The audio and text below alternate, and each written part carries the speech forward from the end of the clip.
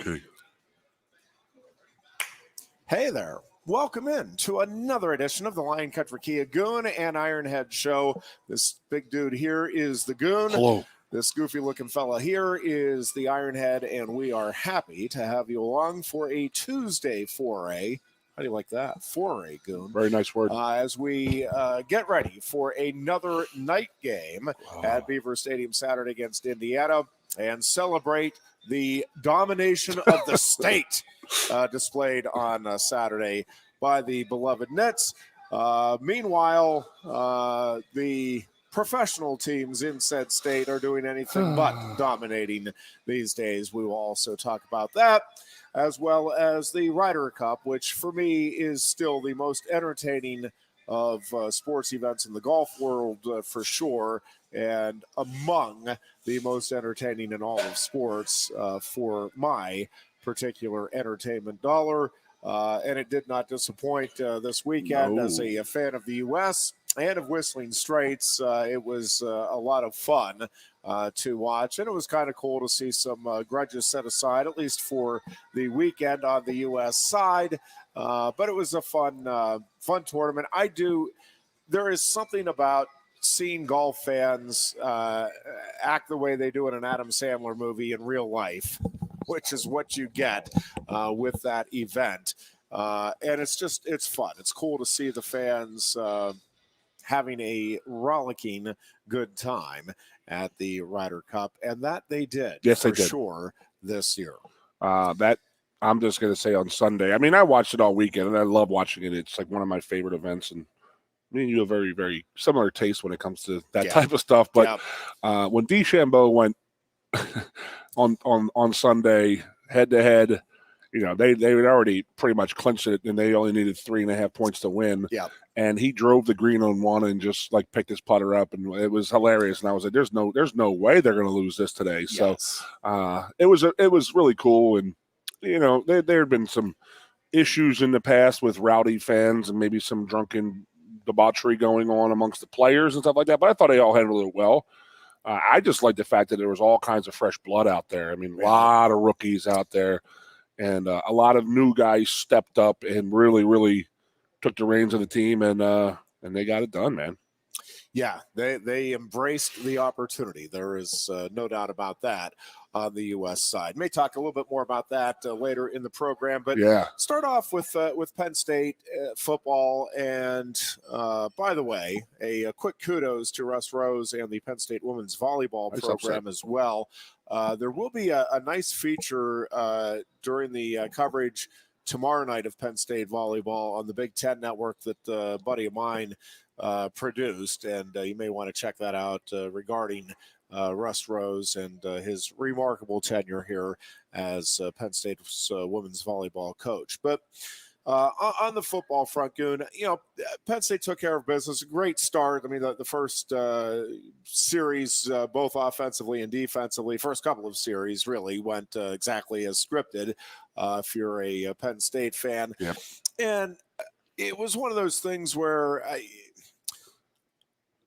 I won't say the team became complacent, but there was never a doubt, at least not in my mind, in terms of the outcome or even the relative closeness. And listen, that is a good Villanova team. I mean, at their level, that is a legit big-time program. But there's obviously a difference here, in particular on the speed front. I mean, there's a reason the Penn State guys are going to a school like Penn State and the Villanova guys are going to a school like Villanova. Very good football players on both ends, but it's a little different, speed and strength in the whole bit. But the speed is the big difference maker, and you saw that on Saturday.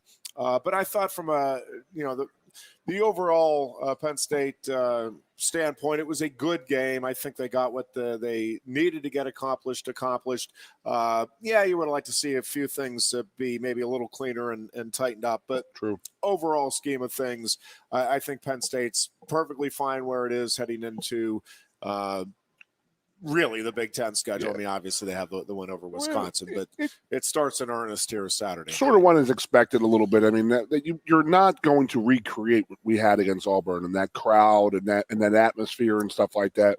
Noon game, there's still a hangover from the last week type of thing. I got to give the students credit, though.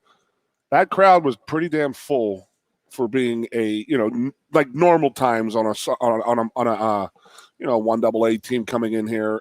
The senior section is usually like half full, so there's a lot more people out there than normally. But you knew Villanova they're a well coached team, they're a proud team, they're very successful in the 1AA level. They weren't going to come in here and like roll over. I mean, they were going to come in there and they were going to throw their best shot, and they did. And what happened was that Penn State took it, and then they, Jahan Dotson and Clifford, and everybody starts throwing the ball around, and that's when the horses take over. But I gotta say, if we're going to talk about some bad stuff during the game, I am very, very concerned about our offensive line up front not controlling that that Villanova front. Our speed was substantial on the outside, but inside, and again, you don't know. It could be the hangover from the Auburn game. These guys could be sore. They could be beat up. You wish they could have gone out more and dominated more of the line of scrimmage, and it didn't happen. That's a concern, obviously, but Lord, do we have some good wide receivers and some good quarterback play. I mean, I always say we've been talking about this, but, I mean, Clifford is going exactly the way a senior quarterback should, and that is – just let the guys do their work. You just put them in the position to do their job and make it happen. Yep. He's not trying to do too much. He's not spazzing out back there. He's not panicking, and he's throwing some good deep balls. And we're making plays on the outside. And now we're getting into the meat of the schedule right now. So would I have liked to have seen us run for 450 yards and win 50-0 type of thing? Yes, of course I would, but I guess you could have said that, Franklin and Ferrante were, they're actually a pretty tight, the coach of Villanova and James were actually pretty tight. So, James wasn't going to, I don't think he was going to try and run it up on him. And I just wanted his starters out as fast as they possibly could. That's what you want. You don't want them out there that long, risking injury. So it went like we thought it would go. But, beautiful day. I mean, I had a lot of people in town from the Philadelphia area, from Villanova. We had a wonderful time, beautiful time. But now it's time for the big boys to eat right now. Yeah, a couple of things regarding Saturday, because I didn't think Penn State did have a hangover. I mean, because you had talked about, they might get off to a slow start, and they did not. They came out of the gate strong on both sides of the ball, and then again, kind of, went into a little bit of a lull. I do think Auburn had a hangover from a little bit the Penn State game Saturday night.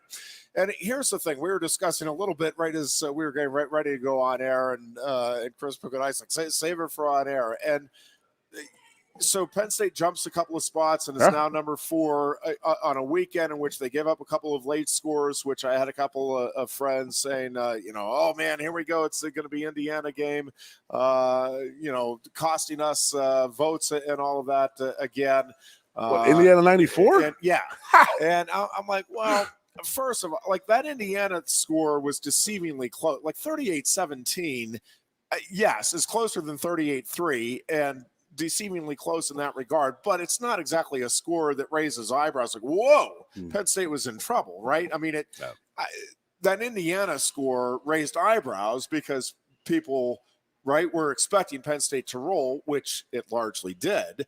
But it cost Penn State votes. Obviously, this game did not cost Penn State votes, or the Nittany Lions don't move up 2 spots on a weekend in which many, including yours truly, were disappointed with some of the results and what it does to Penn State's strength of schedule and seemingly strong start. But there's a couple of things I want to point out. So, Wisconsin lost to Notre Dame. I did not see it coming. I think one of the keys in that game, I do think Graham Mertz is obviously not playing well, but I think his confidence, and I think it does. I'm not sitting here telling you the only reason Wisconsin lost to Notre Dame is because it lost to Penn State, but we talk about it all of the time, how important confidence is in sports. And that's why that Wisconsin game, we both agreed was so important, not in the overall scheme of things, because again, you could lose that game and go on and win the national title, and you could win that game and go on and have a 7-5 season. Like both of those scenarios theoretically could play out. but it was about establishing momentum, riding the momentum off of last season and the recruiting front and keeping those good vibes going and building confidence. Sean Clifford came out of that game saying, nope, I am the quarterback, and this is going to be a different season than last year. The young kids came out of that game saying, you know what, we can go into a tough environment and win a big game. You better believe we're going to be able to take care of business at Beaver Stadium.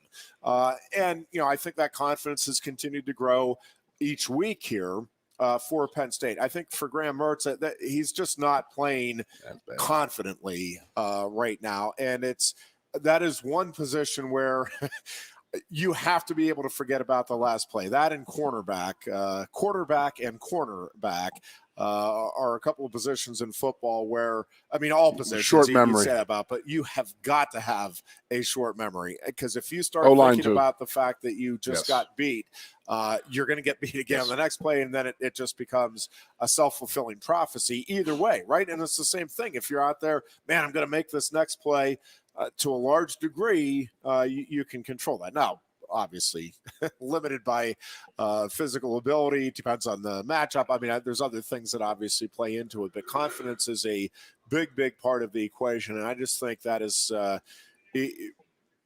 Wisconsin, and momentum swung, and you could see it and feel it. Right when Notre Dame took the lead, it just felt like the air completely went out on the Wisconsin side, and even before the score became what it became, and a lopsided matchup for Notre Dame, you could feel it coming just watching that game. And I was flipping back and forth at that point between the two games, and I just you just had a bad feeling that unless something monumental good happened for Wisconsin, but it was just a team that wasn't in a place where I think they could create that for themselves. So they never recovered from that kickoff return.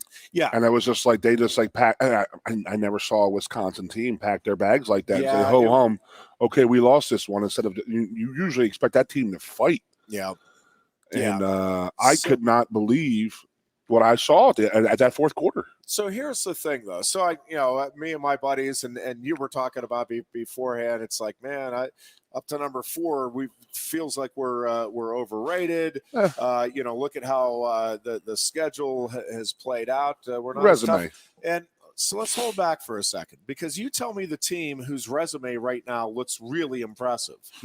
Does that Alabama win over Florida look all that impressive after Florida's struggles this past weekend, especially early in that game? I realize that they were able to put it away late. Does Iowa's big win over Iowa State look all that impressive now that Iowa State's Oregon's lost a couple does. of games? Ohio State does it? Does Ohio State look that impressive to you after struggling with Toledo? I don't think that Oregon win looks as impressive as it did at the time they went into the horseshoe. Now, do I still think Ohio State's a good team? Yep. Do I think Iowa's a good team? Yep, I do. I still think Wisconsin's a good team. I think Notre Dame may be better than what I was giving it credit for. I'm curious to see how this season plays out. I still think Auburn's a good team. I'm still very curious to see how that plays out in the SEC. But I don't think Oregon's win over Ohio State looks as impressive after what the Buckeyes have done to this point in the season. All right. Oklahoma should have lost to West Virginia, in my opinion. That should have been an L. Agreed. And listen, had a close win over a Nebraska team that is, been less than stellar. Georgia isn't as impressive with the. Oh my gosh, they open up with a big win over Clemson. Yeah, that's a Clemson team. That's. I got you. My point is, yes, in a bubble. Was it a disappointing weekend? And can you see where, Penn State from a resume standpoint is disappointed? But again, you tell me that the school who was definitively having just an unbelievable resume built up to this point, and I'm telling you, there isn't one. I got a question for you, Ironhead. You've been around a little bit longer than I have. I'm going to say I can compare this team to the 85 team. And we did this before the season, remember? Yep. And that was nothing was expected. We were 19 in the country to start the freaking season. We're now number 4. Yeah. In 4 weeks, we jumped 15 spots. But Penn State hasn't done that in how long? And I don't remember many people doing that. 15 spots in 4 weeks. That's pretty damn impressive. And it has to run similar to, because Penn State in 1985 was coming off of a 6-5 season. You know what I mean? And they had nothing. They had some tough players, but they were a year ahead than they should have been, is what Joe always used to say. But I'm telling you, we said this in the summertime. I really think that this is like the '85 Penn State team. I think that it was coming off of a bad year. They aren't super senior laden because we're still very young. And then, the next year was supposed to be the big year for us, but now these guys are actually a very, very good team right now, and they're playing great. I mean, am I wrong in that comparison? I mean, thinking that this is like a very, very 85-ish team? No, I think that's probably pretty like out of nowhere in that. I think nationally, within the confines of the locker room, I think they knew they had a chance. And we did too, to do something special, no question. And you and I have been very bullish from the get go. And I remain so, because here's the thing. When you look at the schedule, again, Iowa, I do think is a very good team, but that win over Iowa State, which was the signature win to this point, again, does not look as impressive now.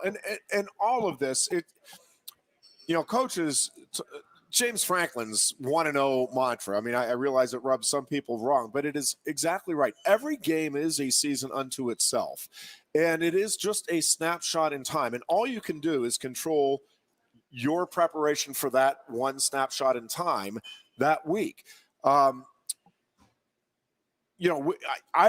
think Wisconsin was a better team when Penn State played it than what it is now against Notre Dame. I can really agree with you on that. At least relative to that time of the year. I can agree with you that 100%. And so, it's just like the Steelers beating the Bills. I mean, it felt monumental at the time. Now that the Steelers are 1-2, right? But I mean, that's how quickly things can change one way or the other.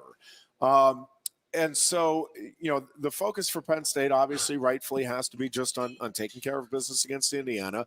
But then you pivot. Ooh. And we've been saying from the start, Goon, and I still think it's the case. And there are several things in play. One is you do have to have some luck to have one of those special seasons. And a big part of that equation on the luck side is staying relatively healthy. And to this point, Penn State has stayed relatively healthy. I agree. And that is, again, a big part of the equation.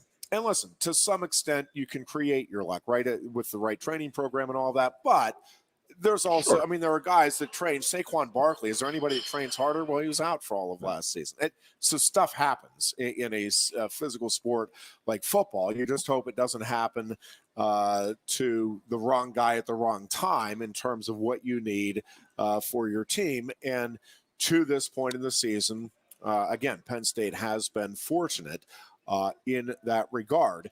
And Penn State has made the plays when it's needed to in the games that it needed to make them in. And when you look at the overall picture right now, again, do I think Oregon's a really good team capable of winning the national title? Yeah. Do I think it's ludicrous that Penn State could match up with Oregon? No. I think Penn State on a given day is right there with Oregon, Alabama, anybody else you want to throw out there. I think Penn State would rightfully be an underdog against those two teams, by the way, let the record show.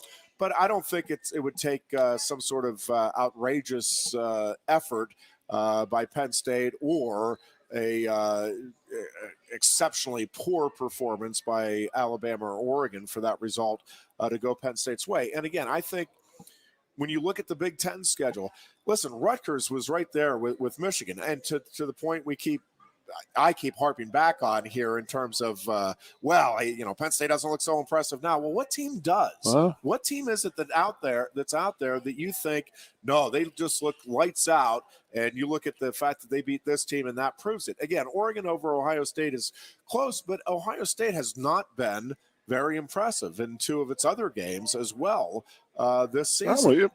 And, Michigan, again, I think Michigan's a very good team. I do think Rutgers is a legit, much improved football team.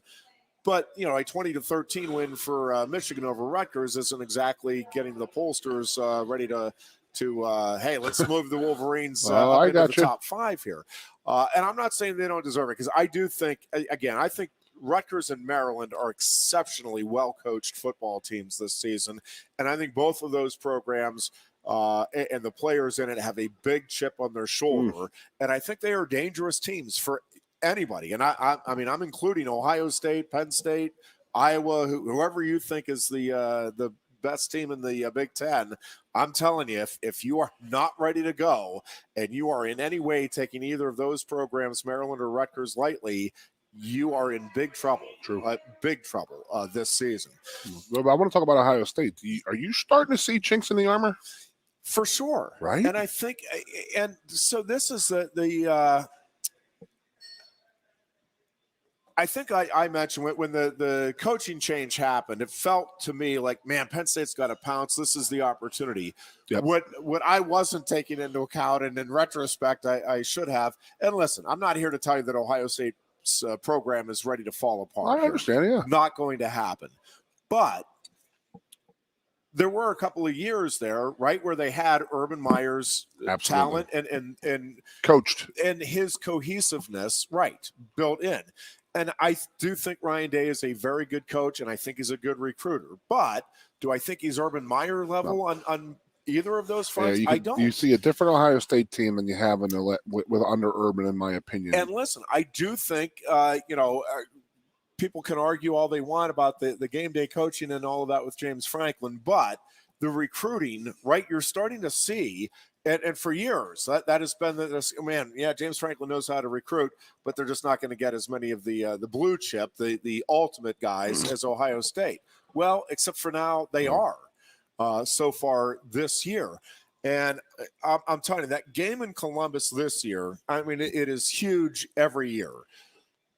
But to go back to the ongoing discussions across the board here, from a confidence standpoint and from a momentum standpoint, if Penn State, huge capital IF, but if Penn State goes into Columbus and wins that game this season, and especially if it is in an 11-1 or 12-0 Big Ten championship season, right, it does feel like there's a chance there for a changing of the guard at the top of the conference. I mean, Penn State has been knocking on the door, pounding on the door here since 2016, right? I mean, they have been by far the closest team to breaking through over Ohio State. They just haven't quite been able to get in there and kick the door down. There is an opportunity this year, I think, to do that.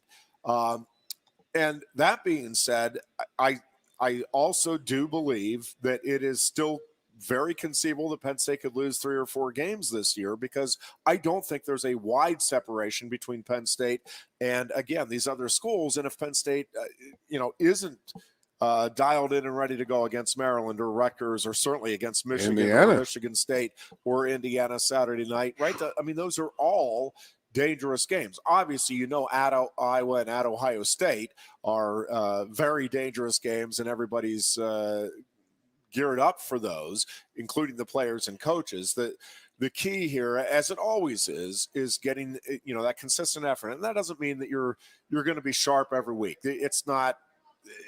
Even Alabama in its best years has had some off days where you're like, wait, Mississippi was within a couple of touchdowns. How did that happen? Or whatever the case may be. So there are going to be games where Penn State is not firing on all cylinders. The turnover bug, which it has been terrific with so far this season, Penn State in both creating turnovers and limiting theirs. But you're going to have a game. I mean, it's just inevitable. You will have a game somewhere along the way where you give up the ball a couple of times, and you don't get it. As Joe would say, there's going to come a time when you win a game that you're not supposed to win. Yeah, it happens every season. He used to talk about it. The key is to not lose a game when you're supposed to win. Correct. And that's that's the other big. And I think in many ways the harder trick to pull off in a conference like the Big Ten right now, which again, I would put right there with the SEC. Certainly in terms of coaching, and I think probably at least in top to bottom level talent, I'd put it right there in that regard as well. So I want to go back to Ohio State with their with the chink in the armor I'm seeing, and it started with the Minnesota game. I know I had said it the day after the game or the week after the game, and I just said that like they were doing things that normally wouldn't happen to a urban coach team. I mean, just stupid stuff, jumping off sides, hands to the face, personal fouls, hitting the quarterback with that blow to the head.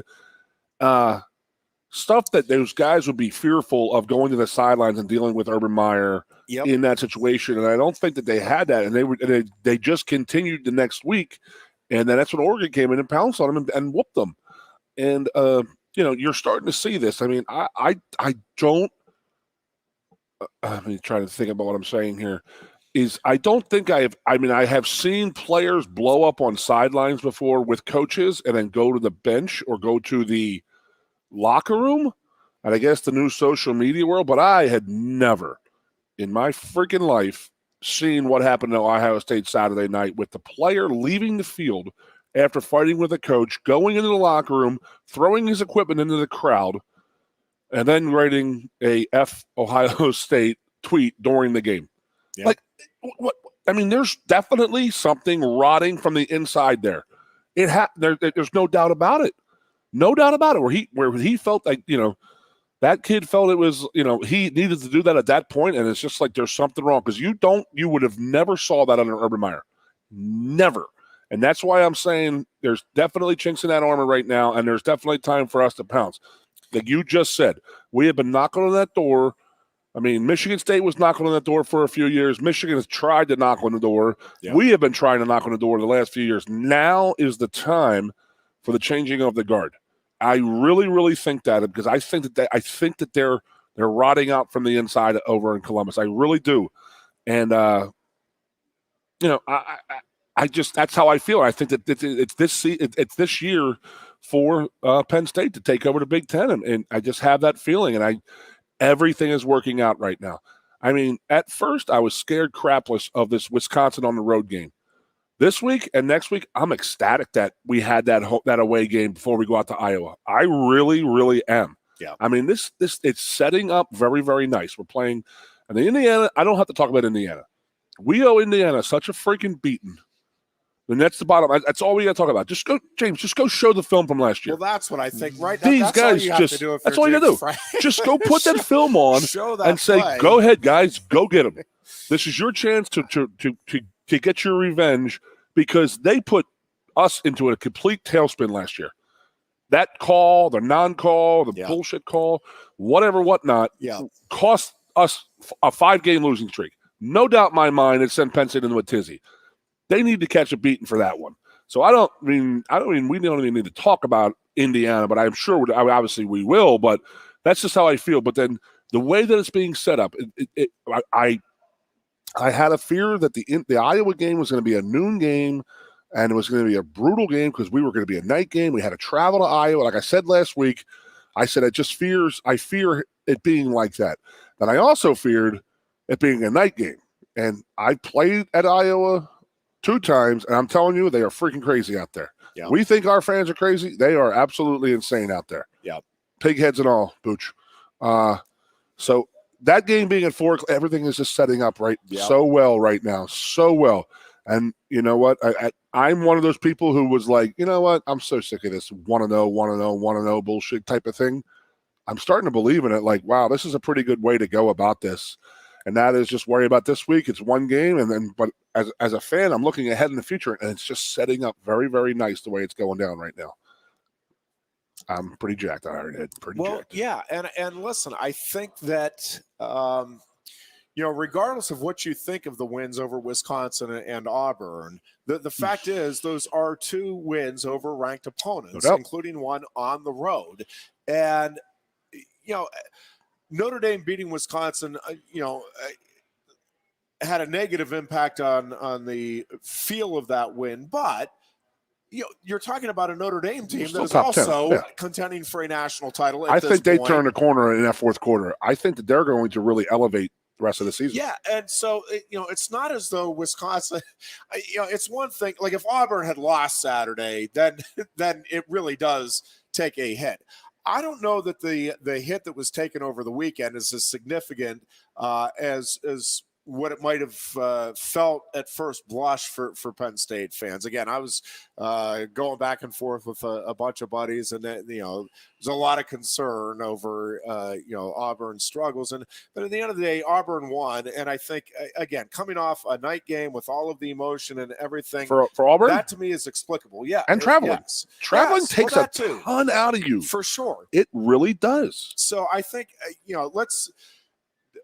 I still think Wisconsin is going to finish up very well. 8-4, 9-3, somewhere in that neighborhood, which is a very solid season. I think they'll be a ranked team at the end of the year. Again, all supposition at this point, so let's see how it plays out. Whoa. Big words, Ironhead. Big words now. Auburn is the team that I am really, really curious to see how this season plays out for that team. Because there's some people are calling for Newton's little brother to be the quarterback right now. Yeah, and it's going to be interesting with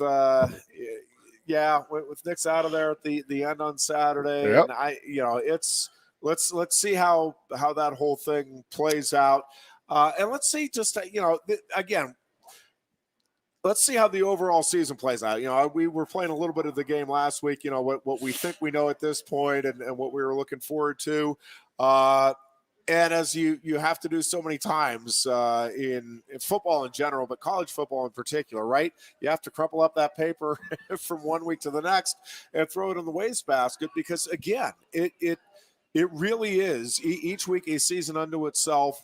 And, a team that looks like a juggernaut one week can fall apart the following week and vice versa. Again, Notre Dame, the last thing I thought we were going to see in that Notre Dame-Wisconsin game Saturday was a Notre Dame blowout.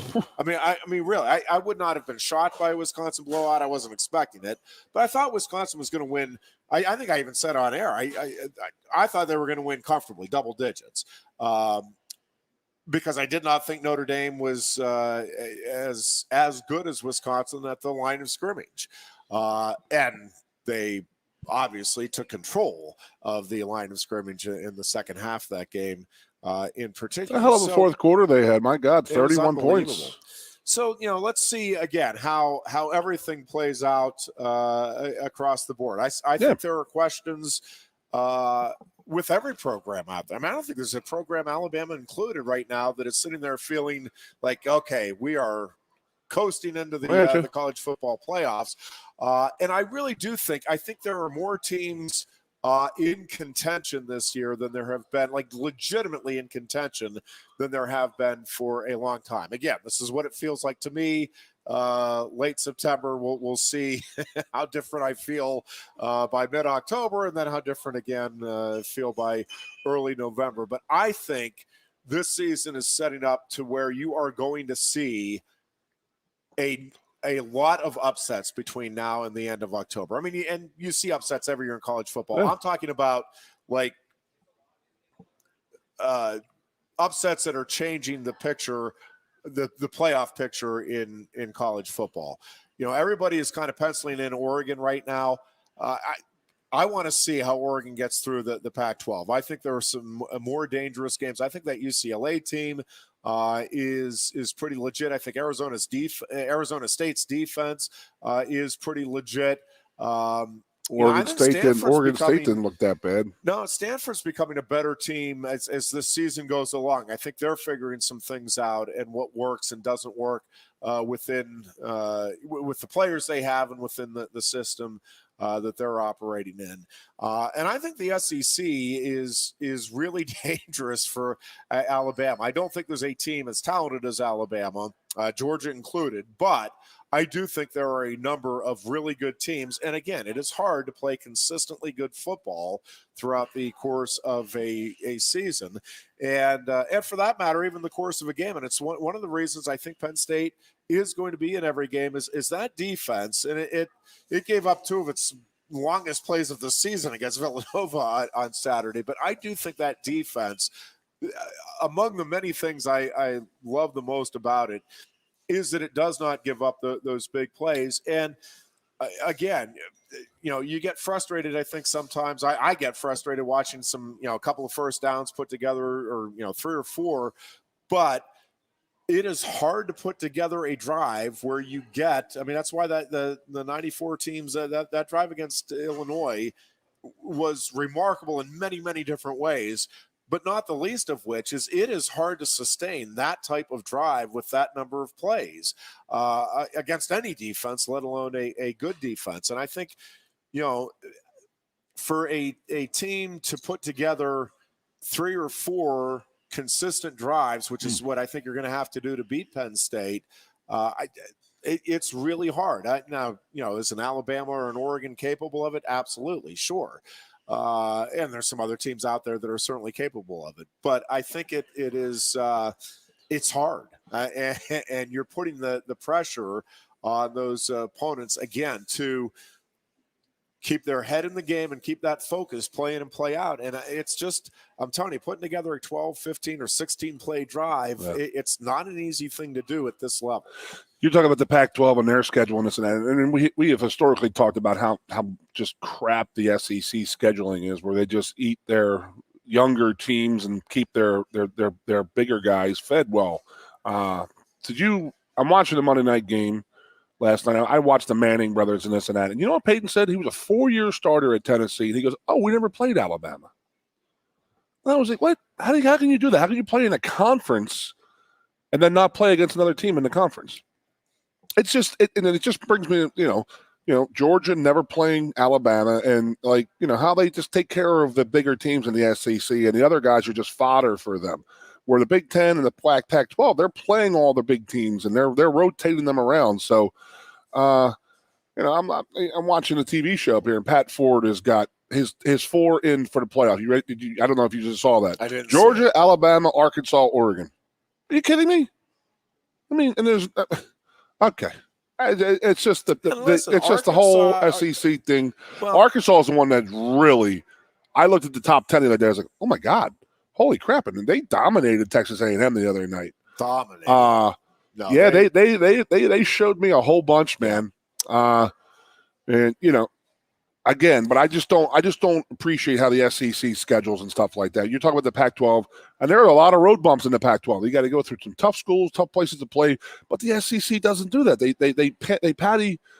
They baby their big programs, and they just feed the lesser knowns to them to be eaten, and the lesser knowns cross over to play the other big ones in the other conference, and it's like it ain't fair. It's bull crap. I mean, and they're built for going undefeated and getting into college playoffs is what they do, and it just drives you absolutely crazy. Take a break here, and you get me all mad. Then we're going to go to playoffs. I'm not talking about playoffs. Yeah. We'll talk some Steelers and Eagles football. Not talking about playoffs as baby. We continue with the Lion Country Kia Goon and Ironhead show from Quaker Steak and Lube in State College after this. Lion Country Kia is offering exceptional deals on your new Kia during Kia's Command the Season event. We have a nice selection on the 2021 Kia Sportage with various options and prices as low as $26,800, saving you $3,000. Or if you demand big power and towing capacity, slip into one of the 2021 Kia Sorrentos available on our lot, starting at $32,680. Discover why Kia drivers throughout the area come to Lion Country Kia or visit online at lioncountrykia.com. Quaker Steak and Lube is throwing open the garage doors and setting up the umbrellas. It's patio season. Come enjoy great food, drinks, and fun in the sun. There's always something happening at Quaker Steak and Lube, but we're really amping up our event calendars for our favorite time of year. Visit thelube.com to find out what's happening at your local lube this season. Lunch, happy hour, dinner, or late night, indoors or outside, at Quaker Steak and Lube, you'll always find big flavors, friendly faces, and lots of fun. Hi, Johnny Broom here. If you're in the market for a new Hyundai or a pre-owned car, truck, van, or SUV, nobody beats a Blaze Alexander deal. But don't take my word for it. Hey, Goon says tell him Johnny sent you. Hey, tell him Johnny sent ya. Tell him Johnny sent ya. Wait, tell him Juan or tell him Johnny sent ya? Tell him Johnny sent ya. Here at Bill Pickles Tap Room, we say, tell him Johnny sent ya. And remember, tell him Johnny sent ya. And we welcome you back into the Lion Country Kia Goon and Ironhead show. on this Tuesday afternoon, and coming off I think it would be fair to say, a disappointing weekend for the Steelers and the Eagles. Steelers got pretty well thrashed by the Cincinnati Bengals, and I withdraw my earlier belief that the Steelers could be a Super Bowl contender by the end of the season. All right. It took 3 weeks to get come to the rest of us. We'll see how the season unfolds. I just don't know that and people are, down on Big Ben. And listen, he's certainly not the Ben Roethlisberger of his prime, but the issue is that offensive line. I mean, that's the issue for the Steelers.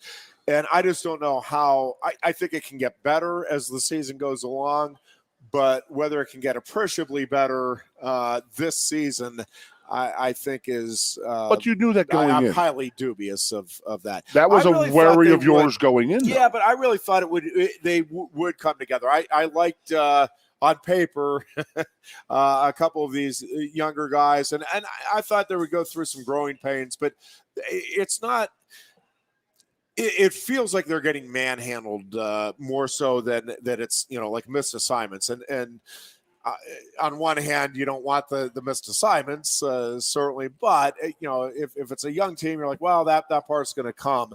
I just I'm worried that they don't have the guys that are going to develop into what the Steelers have become accustomed to with their offensive linemen.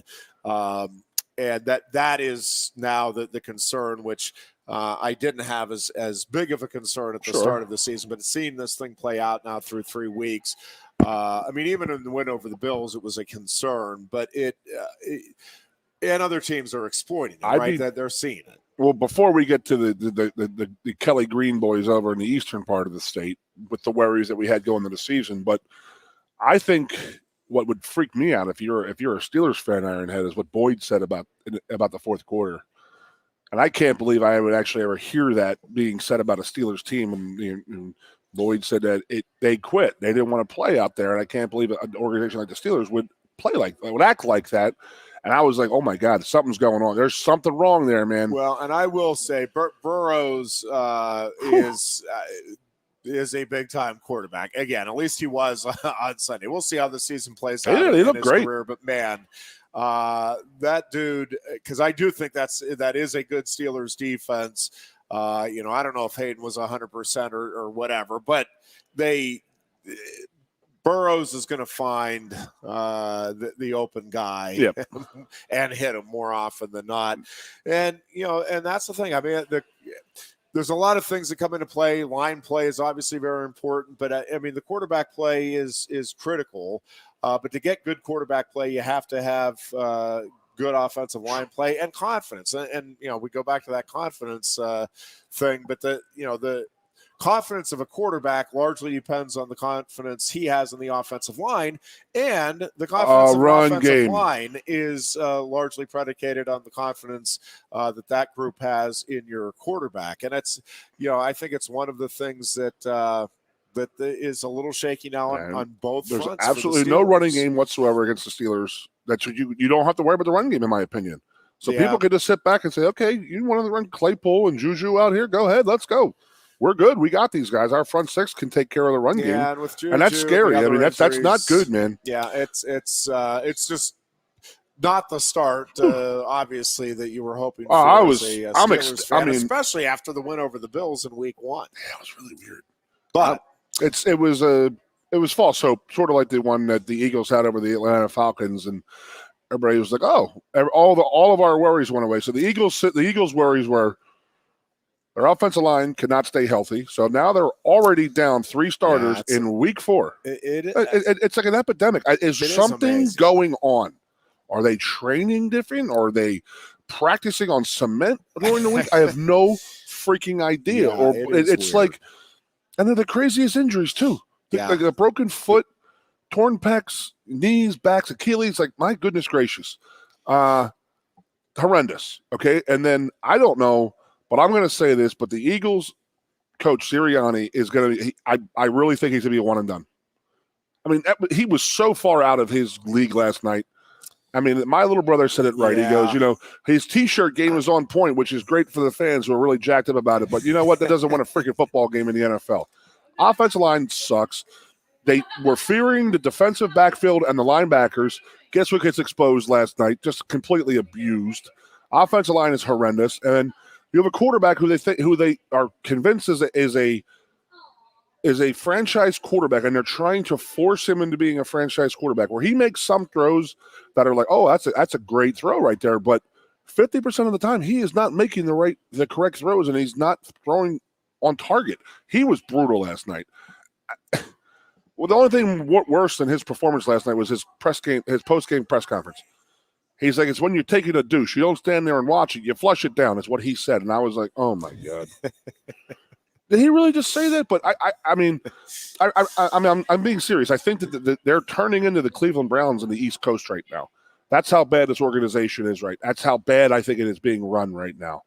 It's absolutely horrendous. So, everybody – they win the first game over Atlanta. Everybody's like, oh, it's going to be a great year. Hurts is our guy and our coaches. But they were so outclassed last night. But with their effective reliance on the running game, and they just kept feeding Miles Sanders the ball. Oh, wait. No, they didn't actually ever seen run the ball at all. Anything like that in your life. What actually happened. So there's two stats that absolutely blew my mind this weekend. One is that the Philadelphia Eagles ran the ball 3 freaking times on a Monday night, in a full game.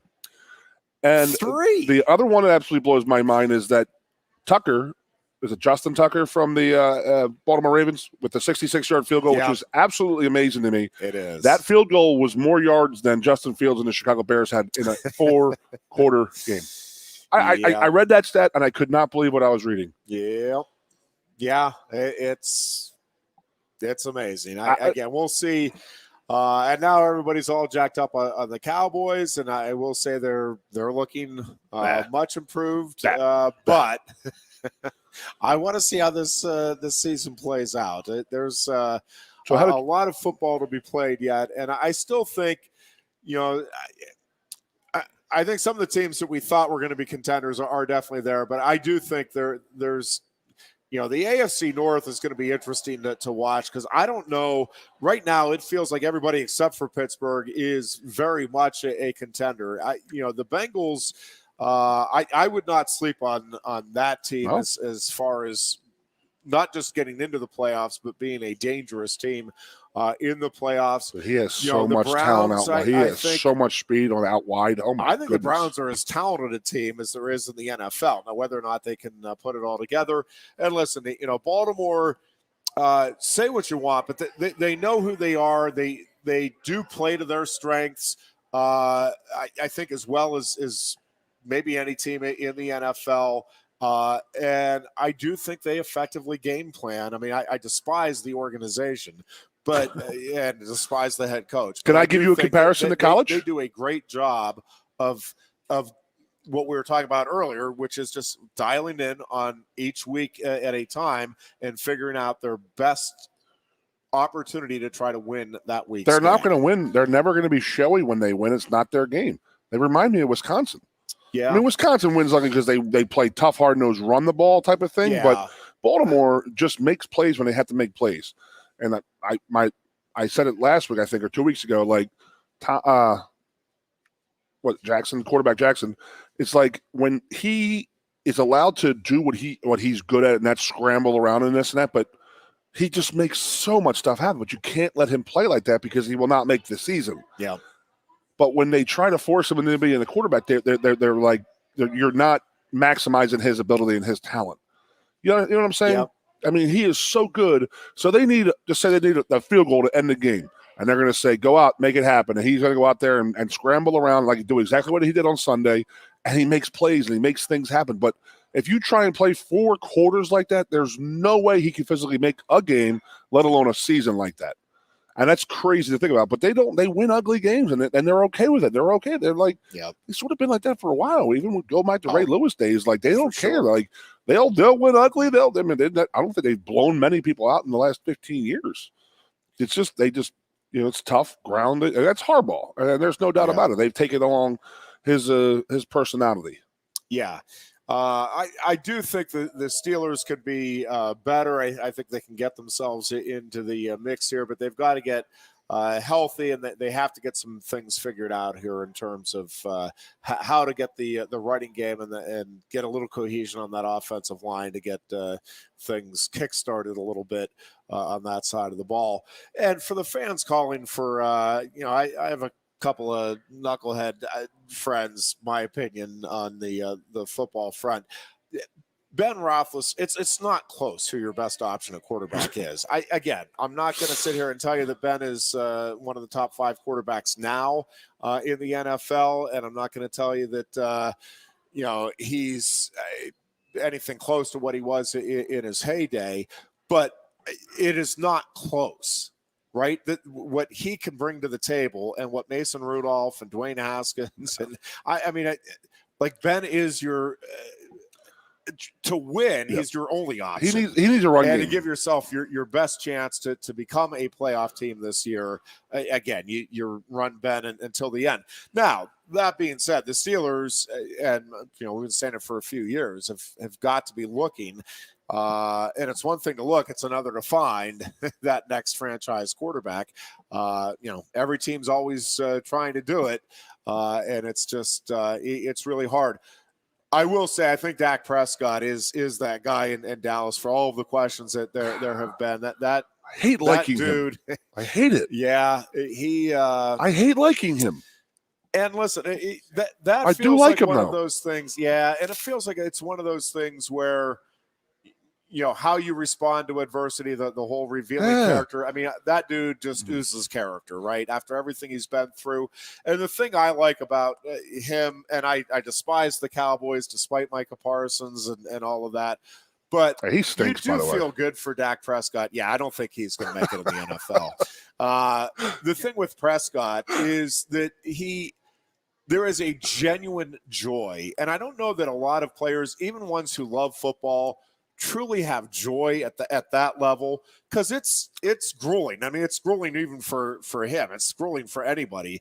But you take a beating, and it's a physical and mental grind. But you have to embrace it, and I do think he is one of the few that is truly enjoying. A lot of these guys say, oh yeah, I'm very grateful for the opportunity, but they're getting up each morning saying, oh my God, do I have to go through this and put my body through that?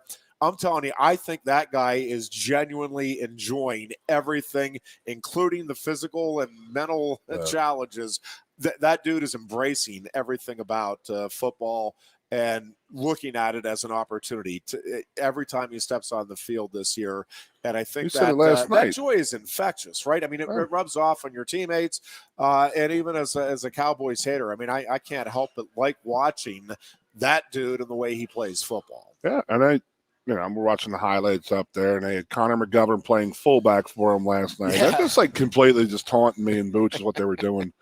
They're going to put Micah Parsons at defensive end and completely abuse your 2 offensive tackles. And then we're going to put, one of your offensive guards from Penn State in your backfield, and we're going to abuse your middle linebackers. That's what we're going to do tonight. And then we're going to take your star running back from a few years ago and never give him the ball. And then when you do give him the ball 3 times, he actually has 20-yard runs. But we're going to stop doing that. We don't want to do that. So yeah, let's not see how far I think the game plan against me and Booch last night, I purposely think the game plan was just completely screw Goon and Booch over. But in which case, it was a successful. They did a great job. But Prescott, one way you could look at it as a successful game plan implemented by Philadelphia. So they were saying the only way you could do that when they were carrying him off the field last year. He was so emotional, crying and stuff like that. And he actually was quoted as saying, "I was just upset that I could not play football anymore." And he goes, "I just love the game so much." And it's you truly see that in him. And there's a lot of people out there who say that. But they love going out at night and partying and being the star quarterback. But this guy actually truly does love playing football, and it's refreshing to see. Yeah. And I don't know if you can go back and watch those Hard Knocks, but you should really do it. That it's a really good show, and it just puts him in a very good. I mean, he is a down-to-earth country boy who just wants to play football, man. And that's all he wants to do. And he was so hurt and so upset last year. And he goes, "I don't care about the money. I knew I was going to get that eventually. It is what it is." He was upset he wasn't going to be able to play with his teammates anymore. And I was like, you got to respect that. But he still plays for the Cowboys, so screw him. And to circle back real quickly with the Ryder Cup, Goon. Man, awesome. You talk about playing with passion and not not getting caught up in anything else. It really was just fun as a fan of golf and of the United States to just watch the way that thing unfolded and the way that team came together and just would not take the foot off the gas pedal, as you talked about on Sunday early. You knew with Bryson, but just that whole from start to finish, right? They pressed. That team was on a mission, and it really did. It felt like you were watching a true team just go out and put together a terrific game plan and execute it. Young guys too, about as perfectly as you could. Well, and I think that enthusiasm and passion, I think was driven by those guys, right? I mean, and it was again, just as a fan, it was fun to watch. And listen, I like watching the emotion both ways. I like that it hurt, not. It should mean something, and I like seeing the emotion of losing for the Europeans, and we've seen it plenty of times for the Americans over the years. It is one of the things I love about the Ryder Cup, because it really does bring out the emotional component in a way that I don't think any other event, including all of the majors, can do in golf. I love seeing Ian Poulter play like crap, because he's destroyed the U.S. for years upon years upon years in the Ryder Cup. I mean, he may be not even qualified for majors and this and that, but he gets in that Ryder Cup and he just is dominant. Yes, it was amazing to see that Sergio Garcia's his career record in that, and that's another guy who does not have super success in majors, but he just goes to that Ryder Cup, and it's just like maybe the emotion does help him. Maybe the Americans. There's two things I really, really, really appreciated this weekend. Is that was the old guys let the young guys play. Mickelson and they didn't make it about them. What is it? Steve Stricker is at the captain or whoever, whatnot. But whoever the hell it was, they didn't make it about them. And I love the fact that as much as they all love Tiger Woods, they talked about Tiger texting them, but he wasn't there. Yeah. Because if he was there, it would take away from so much from them. And I really appreciated him not going there. Yep. I mean, he's that big of a star in this world that he would take away every aspect of anything that those guys had going. He would just steal all their mojo. But it was awesome to watch, and I wish they would do that more often. I mean, I know it's every other year, but I wish they did it every year because it's really fun. A lot more fun to watch than the NFL for yours truly this weekend. We will be back on Thursday to talk much more about the Penn State-Indiana game and get you ready for another weekend of gridiron fun. It is the Lion Country Kia Goon and Ironhead show. Until Thursday, be good